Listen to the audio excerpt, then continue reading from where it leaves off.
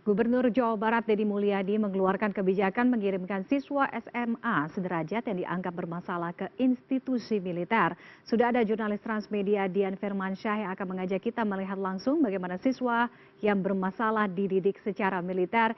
Dian, selamat siang. Dian, bagaimana kemudian Anda melihat terkait dengan skema, kemudian model pembinaan atau pendidikan ala militer kepada para siswa atau pelajar yang bermasalah ini? Ya, selamat siang. Saat ini saya berada di depan, tepatnya barat para siswa yang menjadi pusat pendidikan para siswa di Resimen Atmet 1 di wilayah Purwakarta, Jawa Barat. Di belakang saya ini adalah bangunan yang di mana mereka melakukan tempat tidur, makan, belajar di belakang bangunan saya ini. Dan tadi mereka sudah melaksanakan makan siang bersama sesuai alam militer, yaitu menggunakan sendok yang rapi, tata cara berdiri maupun duduk yang rapi, cara makan yang rapi, dan cara berjalan juga yang rapi. Saat ini mereka juga sedang melaksanakan sholat zuhur berjamaah di lokasi yang sama atau di lingkungan Resimen Atmet ini. Dan tepatnya di belakang bangunan ini ada masjid yang cukup luas yang digunakan oleh para siswa untuk sholat berjamaah. Dan sejak tadi pagi pantauan kami di lapangan mereka melakukan hari ini adalah hari ketiga mereka mengikuti pendidikan berkarakter di Resimen Atmet 9.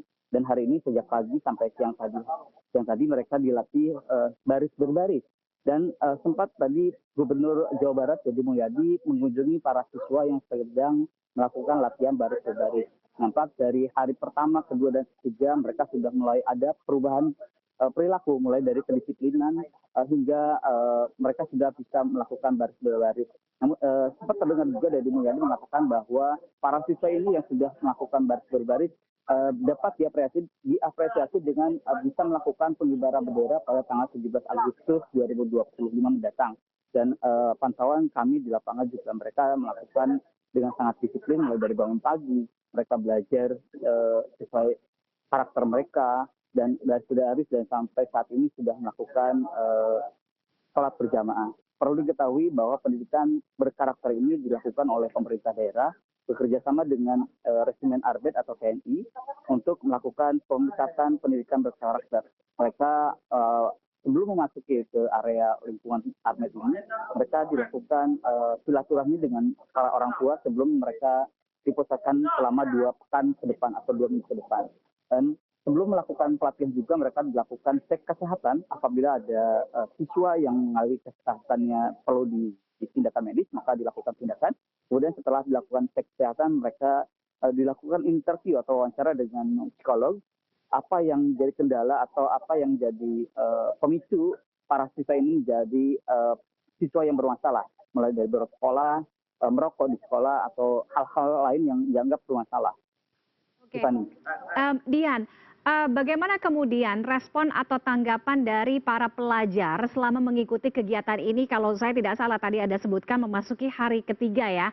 Kemudian apakah mereka merasa terbantu, mereka merasa enjoy, nyaman, atau bagaimana? Kemudian bagaimana kemudian juga respon dari para orang tua terhadap kegiatan atau pendidikan ala militer ini? Baik. Sejak hari pertama mereka dilakukan persetujuan antara pihak orang tua, siswa maupun pihak pemerintah untuk melakukan pendidikan berkarakter yang dipusatkan di Atmet 1 Purwakarta ini.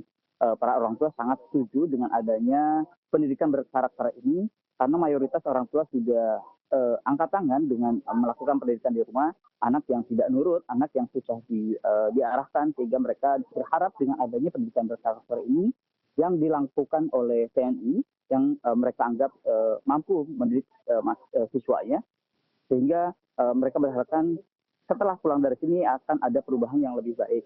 Sementara untuk para siswa, kami tidak diperkenankan untuk berinteraksi dengan siswa, namun para pejabat, salah satunya Gubernur Jawa Barat mengatakan bahwa para siswa memang di hari pertama dan kedua ada keluhan ingin pulang. Namun pada hari ketiga ini mereka sudah melakukan atau menikmati pendidikan ini, dan diharapkan ya bahkan dikhawatirkan Deddy Mulyadi adalah mahasiswa tidak mau pulang dan betah di pendidikan di lokasi ini.